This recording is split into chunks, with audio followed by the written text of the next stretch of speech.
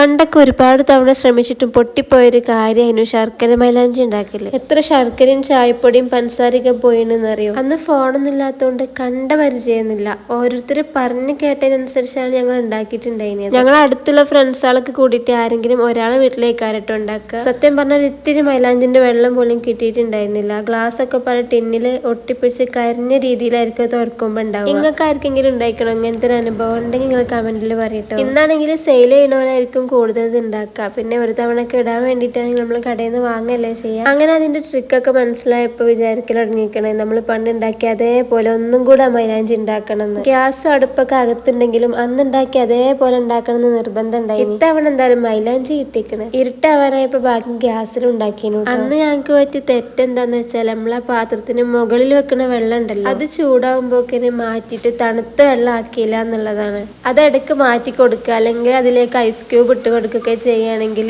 നമുക്ക് ഒരുപാട് മൈലാഞ്ചി കിട്ടും. അപ്പൊ നമ്മുടെ ചാനൽ ഇതുവരെയായിട്ടും സബ്സ്ക്രൈബ് ചെയ്യാതെ കാണുന്നവരാരെങ്കിലും ഉണ്ടെങ്കിൽ മറക്കാതെ സബ്സ്ക്രൈബ് കൊടുക്കണം. വീഡിയോ ഇഷ്ടമാണെങ്കിൽ ലൈക്ക് ചെയ്യാനും മറക്കല്ല കേട്ടോ. അപ്പൊ ഇൻഷാല്ലാ അടുത്തൊരു വീഡിയോയിൽ കാണാം.